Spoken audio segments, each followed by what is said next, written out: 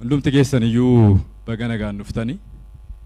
Egaa ani akkaataan itti amma deemaa as ba'e yeroon ilaaltan egaa akkaataa tiraafikoonni buraayyuutti adeeman tokkotti hin deema. Tiraafikoonni buraayyuu yeroo isaan deeman namni yeroo jalqabaadhaaf argee buraayyuun baay'ee qaroomuu ishee irraa kan ka'e tajaajila tiraafikii roobootiidhaan waan isheen laattudha kan inni namatti fakkaatu.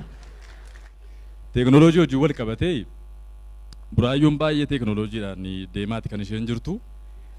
Garuu naannoo an jiraadhu kan bishaanii beekamaadha, bishaan akka hin jirre garuu iddoo biraa neetwoorkiin jiru lafa hin jiru hin jiru. Kan bishaanii beekamaadha, bishaan akka hin jirre lalisaa Idriis iyyuu bishaanni lafa inni itti gaggalu hundumaati dhibuutti ka'ee jennaan maal naan jedhe yeroo hundumaa baargamooni lafa jiru bishaanni hanqinni bishaanii gatii jiruu fi rooliyaanaa naan jechuu dhiisee baarzaafu naan jechuu jalqabe. Ati baay'ee bishaan gossita jechuu fedhe. Teekinooloojiin kanaan egaa wanti biraan immoo maa inni waa'ee neetwoorkiiti. Neetwoorkiin kun amma naafaati mana akkuma mana keessatti gaafa haasofnu mataa isaa neetwoorkii waan mana keenya keessa hin jirree fi hin ciccita. Haasaamti keenya mataan isaayyuu ciccitee laaqana sa'aatii tokkotti walitti irbaata sa'aatii tokkotti nyaachuudhaaf jennee sagaleen keenya kan inni ol bira ga'u sa'aatii lamattidha. Sa'aatii lamatti kan nuti laaqana nyaannu neetwoorkiin mana keenya keessa hin jiru. Bulchiinsa magaalaa keessa garuu neetwoorkii bulchiinsa magaalaa keessa jiru. Neetwoorkiin bulchiinsa magaalaa Buraayyuu bulchiinsa magaalaa Sabbataa keessa jiru ituu teelee jiraate teeleen silaa yoona kana 4G jettee jechuudha. Akkuma jaalallee warree fool tabbasanii teekistiidhaan egaa haasaanu gochaa jiru.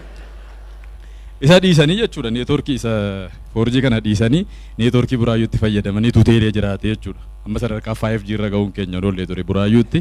Neetwoorkii an jedhee kun egaa ishee duriiti. Durii gaafan waltajjiitti ba'u keessumaas giddugala kanatti dhugaa dubbachuudhaaf kitaaba eebbisiisuun giddugalatti kan namatti tolu. Iddoo biraarra jechuudha giddugalatti baay'ee namatti tola. Kanaafiyyuu adaraa keessanii warri giddugalaa kun manatti kana nutti hin waakkatina. Waan biraa nutti waakkadha mana kana garuu nutti hin waakka. Ituma mana kana nutti hin bu'an ta'e baay'ee gaarii. Maal ta'e yeroo ta'e tokko gurbaa tokkotu kitaaba eebbisiifata. Achi ani immoo feesbuukii kana irratti immoo waa jejjedhaawoti adaraa kee Rooliyaan gaafa waltajjiitti baatu waan tokko iyyuu akka hin dubbannee naan jedhe. Maal hojii waltajjiitti baariin jedheen. Ani immoo yoon waan tokko hin dubbatin bu'ee natti hin tolu. Achi tole ittiin jedheen carratti matti fayyadamuu fedhee waltajjiitti baheen ilaa ulaama kanan dhaabadheen. Ilaa ulaama kana soban qabu jechuudha. Sakkasuu kana gaa jalqabnee irraa iddooma kana dhaabadheen muummichi ministeeraa keenya baay'ee waan nu jaallataniif hin jedhe yeroo sana gaa beektu eenyu akka ta'e uummata hundumaa ija tokkoon ilaaluun jedhe.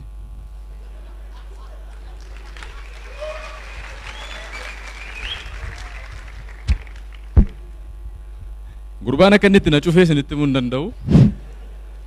Nagaa sanaatis karaa isaa wanta dhufu carraa argadhee waltajjiitti bahee hin beeku.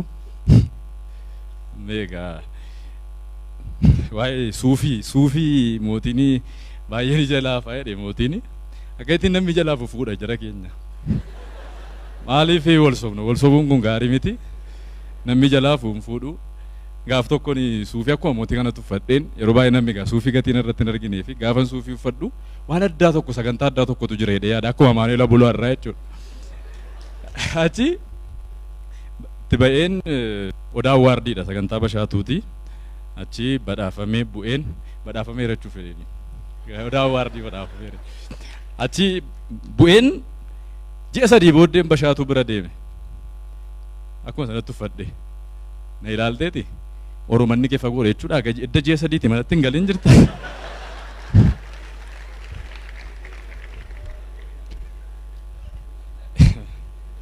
Galeera manatti galeera. Har'a naafiyaad pirootokoolii eegiiti yoo si danda'ame adii uffadhuuti kottuu naan jedhee.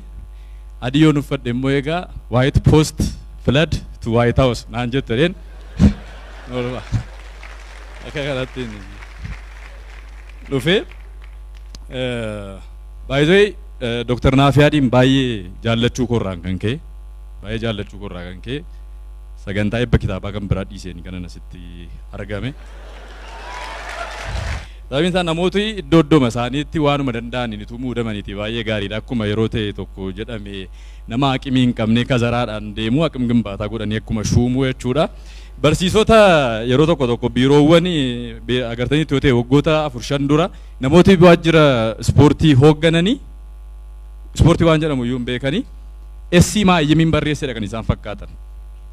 Akkasidha baay'ee beendi gochuu isaanii kan ka'e lakkoofsa saa afaan Oromoo namni hin baranne barreesse kan isaan fakkaatanii garuu biiroo aadaa fi turizimii hin jenne ispoortii hin jedhe biiroo ispoortii keessatti muudamanii yeroo isaan ta'anii ilaaleen namichaan joogiraafii namicha barate kanaan naqiitii saawwa waraane jedhanii ennaan lakkii maal akkamitti nan joogiraafii baradhee saawwa waraane ennaan joogiraafii irra maappiriidingii wanti jedhamu jira maappiriidingiidhaan immoo udduun saawwaa lafa inni jiru beetta waan ta'eefi dhaqiitii waraanii ittiin jedhanii waraansisu ayina yaadadha gaafa waa'ee masangaa kana faa duukaa immoo wal qabatee egaa wanti naaf hin galle wanta baay'eetu jira garuu hunduu iddoo masaatti toluudha egaa yaala fayyaa duukaa kana immoo wal qabatee dur namni yaalame haala salphaan fayyaa amma garuu achiin dhufeen hin jiru qoricha kana soma qaabnu qorichi nutti goruu dideera qorichi dur qaama keenya keessatti bulbulamee nu fayyisu amma erga liqimsine nu bulbulee ofii isaati qorichi fayyuu eegaleera egaa yeroo ammaa kanatti jechuudha. Waan isin bu'aa akaakaan ko tokko hangan isa beekutti jechuudha qoricha tokko duwwaadha kan inni liqimse inni iyyuu albeendaazolii qotiyyoo keenyaa tokkodha kan inni cabse iddoo lamatti cabseetu albeendaazolii sana liqimsa ture akaakaan ko sana booda uummanni naannoo sana maqaan akaakaa kooti Taammiruudha inni kan karaa haadha kooti jechuudha inni silaa akkuma jirutti ta'e inni kana karaa haadha kooti immoo Taammiruudha sana booda uummanni naannoo sana Taammiruun dhiyootti camadamuun isaa hin oolu jechuutti kaanii turan sababiin isaa qixxee masangaa keenyaa akaakaan koos qolee baasutti waan kaaniif jechuudha. Yeroo ta'e tokko waan isin qoricha sana immoo kan isaan liqimsan araqeedhaan liqimsu. Araqee Oromoo kanaanitu gixxim godhanii liqimsu waan tokko dhukkubi wanti jedhamu karaa isaanii ba'ee hin beeku. Amma Dooktar Naafiyaar fa'aa qoricha gosa meeqa TID, BID nutti laatu waan tokko nutti goraa hin jiru. Sana booddee uummanni magaalaa naannoo Wallagga Lixaa Gimbii keessaa sayyuu baadiyyaa Gambeelaa keessa namooti jiran immoo baay'ee qaroomuudha. Baadiyyaa sana fiilmii baay'ee ilaalu. Fiilmii baay'ee ilaaluu jaallatu akaakaan koo sangaatu garaasa jifate. Sangaan garaasa jifatee sangichi gaanfisaa cabe. Akaakaan koo jifatamee jechuudha sangichi cabee jennaan uummati naannoo sanaa akaakaa kootiin Taammiruu jechuu dhiisee fiilmii waan baay'ee ilaalanii fi Termineetaruu ittiin jechuutti kaa'an. Maqaan armee kooti mataan isaa iyyuu jijjiiramee Termineetaruu Yashaarak Termineetaruu jedhamee waamamutti ka'e dugda duubisaa tola isaa qaba yaaddeena. Egaa maal goone egaa baruma saaksii keessa dhalannee akkasitti sakkasna wanti godhan hin jiru. Amma ijoolleen si'anaa ispeekiyoo madabellee qajeelchuu hin dandeessu kan gaanfa sangaa cabsitu miliiti. Ispeekiyoo dabe ijoolleen si'anaa qajeelchuudhaa fi humna addaa ishee barbaadu. Humna addaa yeroo hin jedhu immoo ispeeshaal foorsii sun taane different foorsii jechuu godha. An amma siyaasan jaallatu. Naaf yaaduu kumti lamaan nuun jedhe. Asitti ba'ee ani haasaan danda'u nuun jedhe. Ayyaroon akkas jedhu wanti hunduma keenya irra deddeebiin waraanuu natti fakkaate yaaddee. Dookteriin tokko haasaan danda'u isiniin jedheennaani yookaan albeendaazolii yookaan immoo marfee qabateeti kan inni isinitti dhufu waan ta'eef dafaatii baqadhaa. Tu dubbannu namoonni as keessa jirtanii kantiibota duukaa baay'ee lola qabdu waa'ee isaanii gaafa dubbaddu hin kolfitu. Kantiibaatti jijjiiru. Maturree isaa kantiibaatti jijjiiru. Isaanii akkas wayyaa sababiin isaan manaanii tuman akkas jedhee poost godhee iyyuu hundumti keessa nan maallaan jettu sa'aatii 24 miti. Waggaa 24 keessatti sooroo miti as deebi'uu ofii kennu kan keenyan qaqqabda waan naan jettan natti fakkaata.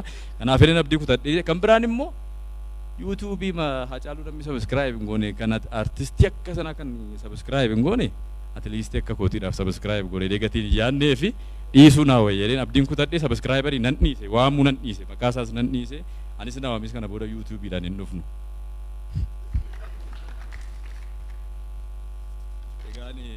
Waa'een dishtaagiinaa tokko immoo gidduu kana mata duree guddaa ta'eera. Dhugaa dubbachuudhaaf lafa kana irratti suma dhugumaa isinitti himuudhaaf lafa kana irratti wanti argachuudhaaf ulfaatu inni guddaan diimokiraasii taane jechuudha. Namarraati argachuudhaaf diimokiraasii taane wanti baay'ee cimu sabiskiraayibariidha. Sabiskiraayibarii argachuudhaaf ati nama carra qabeessa akka dishtaagiinaa ta'uu qabdu. Gadda dishtaagiinaan hin ka'ee dishtaagiinaa jedhee amma eekanti sirbaafiira. Eekan isayyuu dishtaagiinaadhaaf mangaagaa ta'eefiiti. Akkaataan itti sirbu tokko immoo agartaniitu nyuun nyuun nyuun jedha eekanii jechuudha. Ani as jala tagziiniyaa waxxaratee jiratee hin barree waa jala kaatee jiratee hin barree garuu ati carraa qabaattee naan rabbi fema sii fuudhee mangaagaa sii godha carraa qabaadhu ati kan sabiskiraayibaree haasofta. Egaa xumura irratti waa'ee amma kan obboleessi keenya ittiin beekamu waa'ee cabsuuti waa'ee hin cabaati. Wanti inni irraan fadhe tokko maa inni barreeffama kana dhiyeessuudhaaf dan fuudheeti barreeffama akkasii barreessee hin beeku. Ati manaa kootu gulaala annan barreessaadha manaa koo gulaala ishee kana keessaa baasi. No ishee kana keessaa baasi. Tuma isheen akkas naan jettu barreeffaman daqiiqaa 10 qabadhee dhufee sakandii 10 itti ganna jalaa bu'e.